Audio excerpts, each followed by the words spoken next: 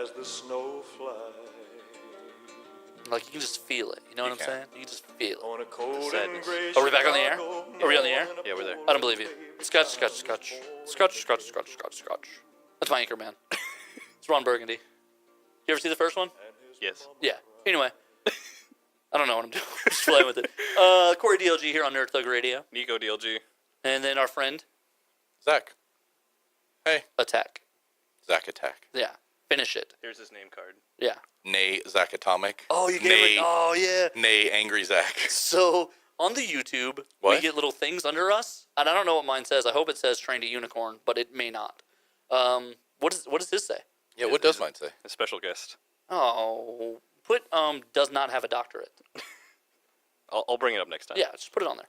Anyway, 104.5, 106.1, sister stations, Facebook.com/Nerd Thug Radio. NerdThugRadio.com. IR Lone Star. YouTube.com/NerdThugRadio. Yeah. At Nerd Thug Radio on Twitter. We're everywhere. Mm-hmm. And we're in the middle of our top 3, weekly top 3. Yeah. You could sponsor this if you'd like. We would actually be like Jim's weekly top 3. Yeah. Yeah. And you know what? It's a reasonable rate. All you got to do is send us a photo of yourself doing something funny. We're talking to you, Jim. Yeah. Jim, take a photo. Send it. nerdthugradio@gmail.com. It's worth it. Yeah. If we don't have it by Tuesday, we're not going to let you sponsor us. You'll get direct influence not only of the top 3 topic, but what you think our top 3 should be. Right. We'll pretend to listen to you when you tell us your feelings. Yeah. It's just like a real-life relationship. Absolutely. Anyway, so, Nico. Yeah, what's your number 2, buddy? So my number 2 is a character that I enjoy because he's just so goofy, but he's honestly just turned into just the worst. Oh. Slapstick. Yeah, you do like the slapstick guy. So I ever since my first introduction of him just being an absolute nut, he returned recently with the Deadpool core and was basically just, hey, it's Deadpool, but he's a clown now. What? Yeah, he's not. Yeah. So slapstick, not good. Slapstick is the premise of this character is that he's a cartoon character living in a real world. So he does zany, cartoony things. However, if you hit someone with a giant cartoony mallet, it's murder. Right. But he does it anyway. So Slapstick is kind of this really weird.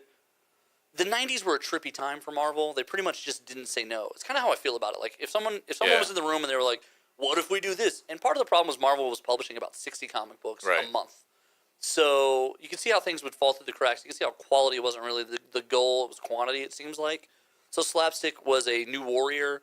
He was, I don't know. He was in the background of things most of the time. Yeah, he had a 4-part miniseries when he came out, and then he just now recently got a solo book. Right, and that was actually Avengers Academy brought him back.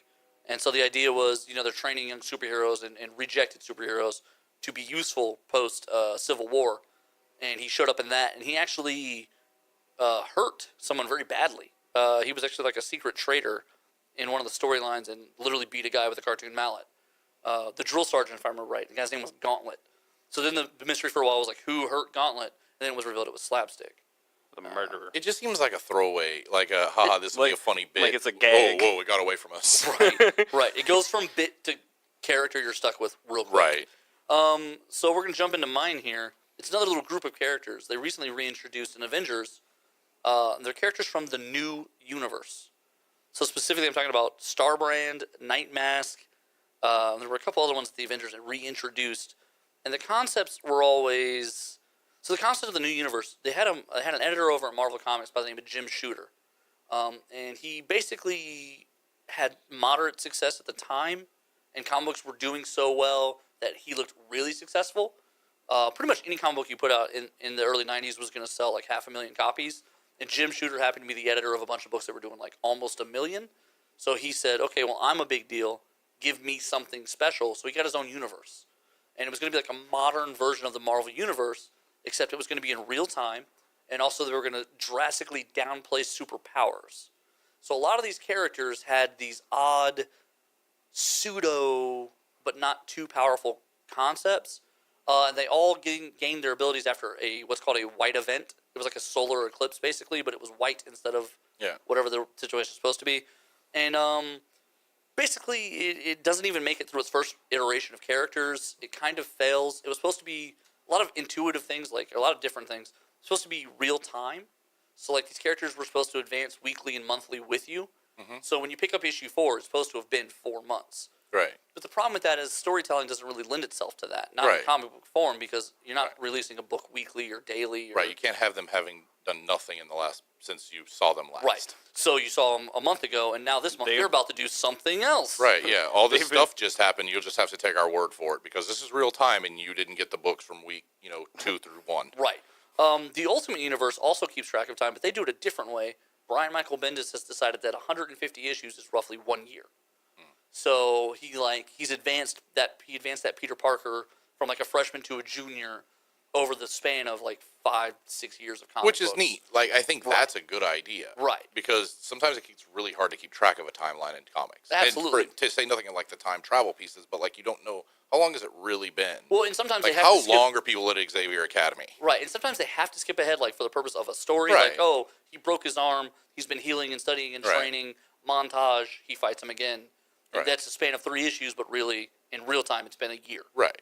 So I mean, there's lots of stuff that they kind of have to do in comic books, but this tried to At least it limits. Kind of put yeah. a timeline. This on tried to be things. smart, like, oh, we're going to do comic books better, and Yeah. it absolutely tanked. It Yeah. existed 1 year. They tried to bring back the characters. Starbrand and Nightmask are both Avengers. I don't even know what Nightmask is doing in the book. Like, he's barely there. He exists. Right. That's his goal. And Starbrand is like this immensely powerful cosmic entity that, like, he can do all these crazy things. Wait, I don't- how is this the downplaying of superpowers, and then he can do cosmic things? Yeah, like he's like Starbrand is essentially a god, and then like the powers are inherited. So if he were to die, someone else would immediately become Starbrand. Whoa. Yeah.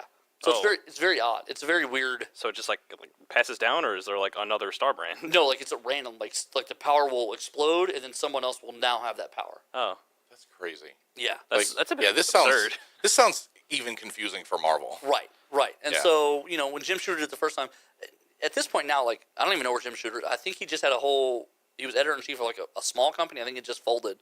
He's kind of had a really hard 20 years because he doesn't learn his lesson. Yeah. But New Universe, terrible idea, and then they tried to bring it back about 5 years ago. Still a terrible idea. Understood. So my number 2, and again, I feel especially bad for this today, Corey. I Green Lantern, and here's my. Oh man, Where my Green Lantern But shirt here's right my now? here's I my know. problem with Green Lantern is he reads like an after-school special comic book character on paper, right?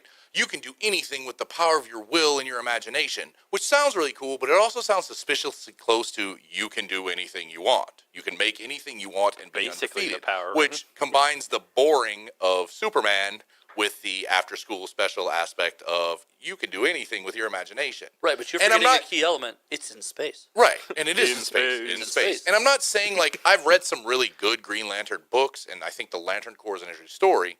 Like, I think I think he's had good writers, and so therefore I think now he's been developed. But on paper, he looks terrible. Yeah, it's not like. He's like, ooh. But I bet it's like just like Superman. I bet if someone pitched like, "Hey, we're gonna hire a writer. Are you interested in Green Lantern?" Yeah, I could be sold on it. Right. You would immediately be like, "Oh man, what can't you do?" Right. But then as you start thinking about it, you're like, "Well, I mean, there's a lot of stuff you can't do." Right. And you're right. I could be sold on it as right. a good book, for sure. No, I definitely. If Superman was a damaged character and somebody wrote it like that, I could be sold on Superman as a good See, I think I book. would flip these two. I think I would do Superman 2 and Green Lantern 3. But I get what you're saying is that they're kind of impossible. Like, now, granted, the run of Green Lantern over the past couple of years has been epic. But before that, yeah, he's kind of this weird catch-all fill-in. And Kyle Rayner, who's my favorite Green Lantern, he did an even worse job of making it seem special. Because a lot of times, like in the Justice League, they played him as really the kind of the lazy slacker type. Maybe not lazy, but just a slacker type. So every time they would have him build something big or complicated, it would be because the Martian Manhunter put the plans in his head. Right. So Which then is he's a like, cheat. Right. He's like, I don't even know what I'm building right here. There's knobs and places I don't even like. Right. Between a telepath and the Green Lantern, there's nothing that can't be built. Right. And a Martian. So yeah. No, Okay. I'm with you So on that's my I waver back and forth, but I ended up going with Green Lantern. I'm okay. That's a good choice. Nika, number one. My number one, a villain this time. Oh. Ooh. Oh. Oh. It's a villain. Doomsday. Really? I just don't like man. Doomsday very much because I always just feel like he's just such a catch-all that just eventually just gets defeated because willpower, or Okay. All right. because he's this big scary monster that's constantly evolving. He's constantly growing. He's supposed to be this big bad, and then they're always like the sun, or Wasn't his thing like for a while there? Whatever killed him, he came back immune to. Yes. Yes. And that's actually what I wanted to I was going to touch on very briefly. Is he's got one of the coolest origins for a bad guy ever because they literally just kept killing him. cloning him and killing Right, him right. in this murder world. Because it goes in depth in the Death of Superman, the novel, which Yeah. I have read, and that's what really tells his origin story, I thought, really well. But yeah, that's a sad, disturbing story. Right, they were trying to make a But champion. I do get where you're coming from, because it's almost like he's the antithesis of Superman. Like, hey, we need somebody who's really, really hard to beat, almost to where you think you can't beat him. Let's make Doomsday be it, but we got to leave something in there so they can come back. Like and one of the recent things, like he becomes a virus But sure, and then infects Superman. And it's like, oh, what are you supposed to do? And then he just like flies into the sun. Right. sure, 'Cause that's the well, And then you're I like, mean, well, that was good. That cured that. yeah, Yeah. bada bing. And that was done. All right, But yeah, so we're doing number ones here. My number one here. You actually reminded me of these guys last week when you asked the new HeroClix set that's coming out. I like that all of yours are teams, by the way. Yeah, I just want to put that in there. Thank you. Or groups. Yeah. Deadpool and X-Force is the next HeroClix set that's coming out next month. And one of the groups they're going to include is this group called the X Statistics. And the X Statistics really make me angry. It really bothers me a lot. Yeah. Because it was a replacement of X-Force at this odd time when they were trying out crazy new ideas. And the idea for X Statistics is they literally just sent out a bunch of awful mutants, like with terrible powers. For example, one was called the Anarchist. He was the team's self-proclaimed token black Canadian, Nice. whose acid-like sweat enabled him to fire acidic energy bolts. So he sweats acid and then can shoot it at people. Well, because everybody knows, like with regular sweat, you can throw shoot it at sweat people. balls, Yeah, right, so obviously. acid would obviously lend to that. Right. Then there was one guy named Dupe. He still shows up in the comic books. He's a green floating spheroid creature who spoke in a language all his own, represented in special text in the word balloons. Right. I saw that guy. Like, Yeah. what is that? What is the point of that? Can he like imitate anything? Was the X He can- Statistics just cannon fodder? Yes, and so they would send them on these crazy missions where they knew And then they'd 12 all out die. of the 20 would die, and then whoever comes back, they would just add new members. I feel like this is a result of a fan letter that somebody sent tomorrow and said, "You guys never kill anybody." Oh yeah. yeah? Oh yeah. Watch us go in the hard other direction. Exactly. And so I just hate the book because it killed a good X-Force run that I was enjoying at the time, but also the concept was really just... Peter Milligan's a great writer, and Mike Murder as many people as possible. Yeah, Mike Allred's a really good artist. He does a lot of indie stuff.